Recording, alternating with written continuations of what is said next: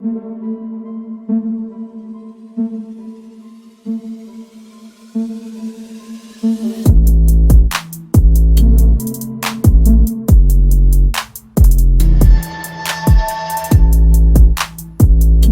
film alludes to a biblical reference to a speaker, who insists he is not a ghost as he is flesh and bones.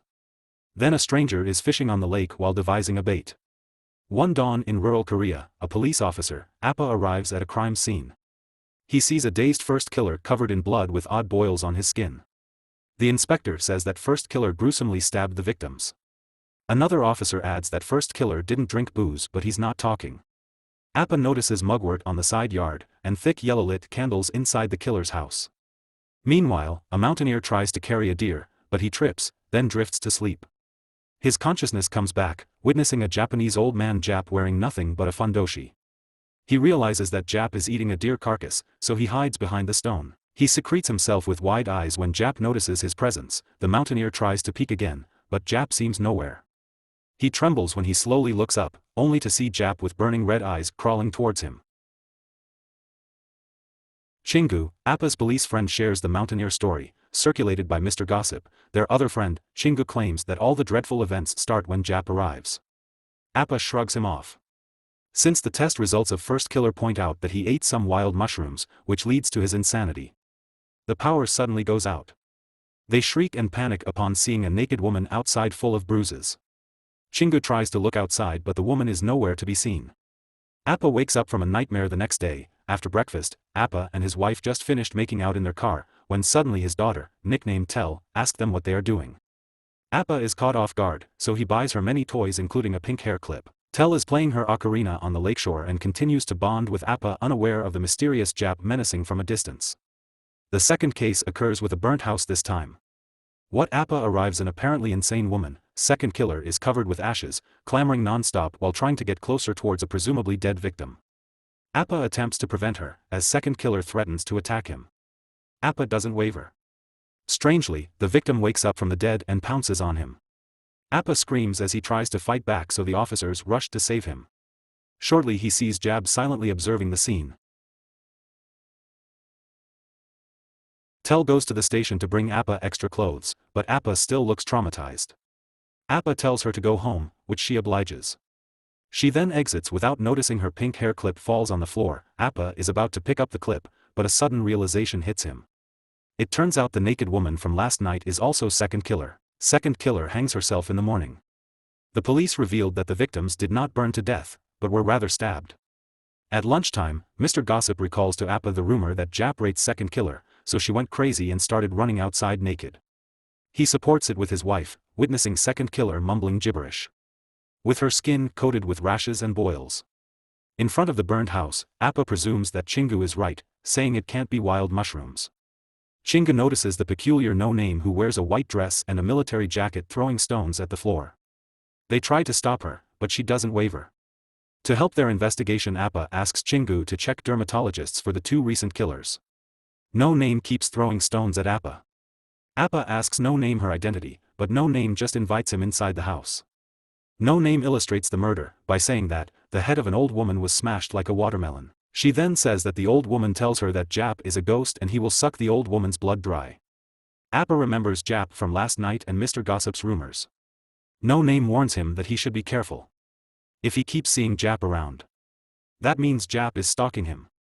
Appa excuses himself as Chingu calls him. When he comes back, No-Name is out of sight. Appa attempts to find her, but he sees Jap in a fundoshi devouring a deer instead. Appa adrenaline finally kicks in, but he stumbles out of fear.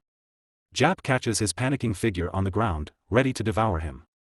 Strangely, it's a horrific nightmare. When Appa wakes up, his wife asks him what terrible sin he committed to shriek so uncontrollably. Appa then notices a medicine bag and it turns out Tell is sick. Appa checks on Tell in her room but gets bewildered when they hear a weird noise, presumably from a flying creature. Later on, Chingu conveys to Appa that the dermatologist is unsure what happened to first killer. To find another lead, they head to the mountaineer shop. The mountaineer affirms the gossip about Jap's deer eating and shows them proof of his empty cabinet for hunting. He claims that he has stayed the hell away from the mountain since that day. He then describes how Jap eats the deer carcass, suspecting Jap is not a human, and he got something to do with the recent deaths. He guides them to the mountains where Jap resides, but unmanly stops when he sees dead animals. He instructs them that the Jap's house is just over the hill and he's off to go. Appa stops him, as he should show them the house. The mountaineer struggles and then fall down. He gets up and curses them to get hit by lightning, but his curse bounces back to him as he gets hit by lightning. They bring the mountaineer to the hospital. Suddenly the nurses rushed to First Killer's room. They followed the commotion to see First Killer's, snapping bones and spitting a freaky amount of blood. Shortly First Killer dies, leaving them in distress. After First Killer's horrifying death, Appa and Chingu decides to drink. Chingu tells Appa to go to Jap's house tomorrow as he claims that something is going on. Appa follows Chingu's sight.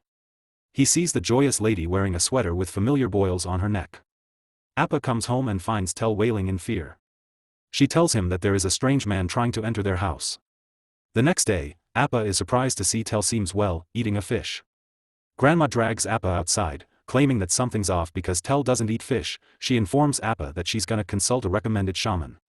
Since something is wrong with Tel, Chingu brings his deacon nephew called Simbu, who knows how to speak Japanese. When they arrive, Jap is nowhere to be seen, so they start to inspect. Appa sees thick, yellow-lit candles and a seemingly occult skull. On the other door, Chinu finds a room with the same candles illuminating bizarre photos on the wall. It turns out that Jap seems to photograph his victims, including First Killer and Second Killer. Meanwhile, a dog attacks Appa and Simbu but shortly alms as Jap shows up. Chingu remains on his spot, glancing at a familiar shoe out of other belongings. On their way back, Chingu confirms her suspicion. He mumbles that Jap takes photos of them and takes his victims' belongings. Appa asks what he really saw, and his world seems to collapse when Chingu finds the shoe of Tel. Thinking that she might be the next victim, Appa runs to their home asking Tel if she lost her shoe and if she knows about the Japanese man living in the village. But Tel flouts, saying what's so damn important. Later he finds her diary with fierce and demonic sketches. He also finds burn holes on some pages, so he scurries to inspect Tel's body. Appa is even more devastated when he sees the familiar rashes and boils. Tel suddenly wakes up accusing him of assault. Grandma and Appa's wife are trying to stop her. But Tel exclaims that she's gonna kill them all. Appa and Simbu go to the Jap's house the next day. But they only see an empty photo chamber. Jap states he burned them, so Appa threatens the stoic Jap. Appa then destroys Jap's belongings and eventually kills the wild dog, and it attempts to attack him. After that, Appa walks out and gives 3 days for Jap to leave the town or else he will be killed like his dog. But Jap seems unfazed and has a plan in mind. The next day, Appa's wife shrieks after seeing a hanging dead animal. Appa tries to stand, but his feet are limp. While getting acupuncture, Appa asks where Tel is. Then, Grandma replies that she's at home with a neighbor watching her. Appa becomes anxious, so they quickly go home, only to see Tel seems to stab the neighbor.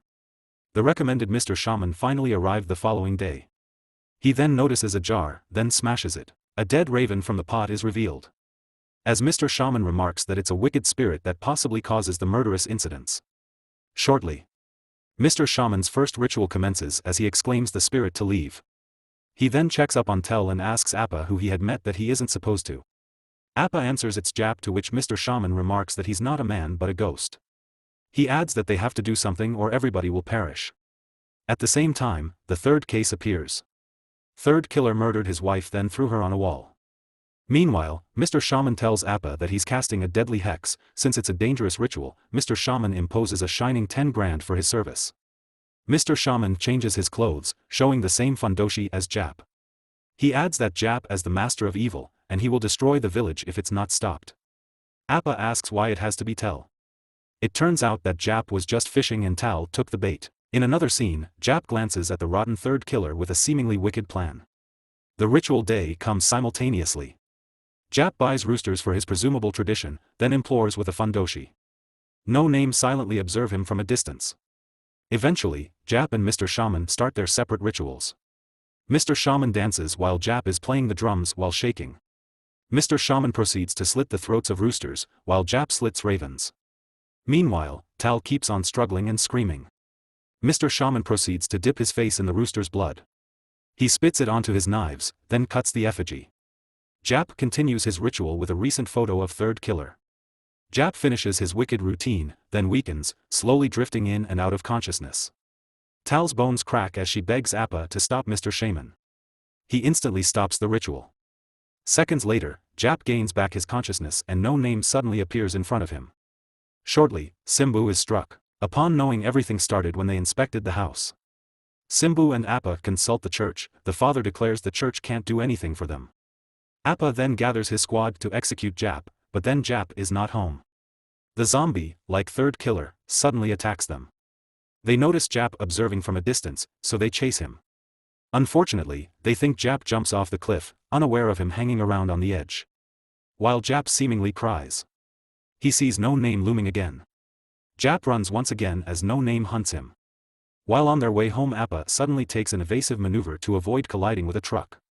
Abruptly, there's a fall on the windscreen. So they check if that's a human. It's presumably human with the bloody and seemingly dead Jap on the ground. They throw Jap's body on the side of the road, while No Name is silently glancing at them. Appa eventually sighs and is relieved to see a recuperated Tal. Strangely though, a hasty Mr. Shaman tries to call Appa, but he's unattended. The mystery still escalates. Simbu goes to the crime scene, only to see his bloody uncle in the reverie. Mr. Shaman goes to Appa's house, but he strangely vomits blood. The peculiar No Name commands him to leave. Mr. Shaman obeys and goes back home, but a raven suddenly crashes into his house. He gathers his belongings, then flies to Seoul as he drives locusts scattered on his windshield, giving him a sign that his task isn't finished yet. Mr. Shaman speeds back to the village and calls Appa, urging him to get Tal. Appa is confused about what's happening. Mr. Shaman informs him that he cast the hex on the wrong ghost. Mr. Shaman tells him about No Name's appearance earlier, saying that she's the real evil spirit. Appa asks him who's Jap. Mr. Shaman says Jap is trying to kill No Name and he's a shaman too. Meanwhile, Simbu bravely goes to Jap house holding a rosary and a cycle. Appa rushes just back home, but he can't find Tal. He hurries outside. Then he sees No Name telling him that Tal is possessed by an evil spirit. She reiterates to him that Jap is a ghost and he's trying to suck blood. No Name conveys that Tal just got back, but warns him not to go, or else his whole family will perish. Appa is confused, saying Jap is dead. She informs Appa that the demon will soon enter his house and she lays a trap, so he needs to wait until he's caught. Appa asks No Name if she's a woman or a ghost. No Name answer. She's a woman trying to save his daughter. Shortly No Name tells him that the demon is already there at the house. As Tal strangely appears, she seems out of herself as she devours a lot of food. Meanwhile, Mr. Shaman calls Appa but confuses him, saying that he must not let her tempt him. But then No Name says Mr. Shannon and Jap are on it together. No Name then tells Appa that the rooster will cry 3 times when the demon is snared. She instructs him to wait until the third cry as the first cry occurs. Simbu finally locates Jap, in a cave, and tries to confirm his suspicion. Simbu then asks Jap to reveal his devil form and promises to leave him alone if he obliges. Jap then oddly giggles, revealing that he would not let Simbu leave the cave. Simbu asks No Name why it has to be his daughter as she got sick first. No Name replies that Appa had sinned. It turns out that Appa's family is marked for death when Jap looms on the lake. And when Appa sees Jap in the burnt house, the rooster cries the second time. No Name holds his hand when he's about to leave. Appa slowly turns back to her, only to see Tal's pink hair clip, and identifies a woman's sweater. Appa remembers the military jacket she wore before, which turns out to have third killer's name on it. He then believes that it is all No Name doing, so he rushes back home. Meanwhile, Jap recites the familiar verse shown at the films, saying a ghost does not have flesh and bones. Simbu is even more frightened upon seeing a hole in Jap's hand. No Name grudgingly yells as she fails to protect the family. When Appa enters his house, the mugwort set by No Name instantly withers. Appa sees a gruesome scene with loved ones' lifeless bodies. Appa catches Tal's bloody figure standing before him, so he calls her with misery. Simbu finally confirms that Jap is really the devil, as he has revealed his terrifying form. The devil Jap snaps a photo of him, causing Simbu to cry for his life. The dawn comes. Mr. Shaman reaches the messy home with blood-stained and hazed Tal. He snaps a photo of the wrecked family, including the possibly severely wounded Appa, then gets back to his car.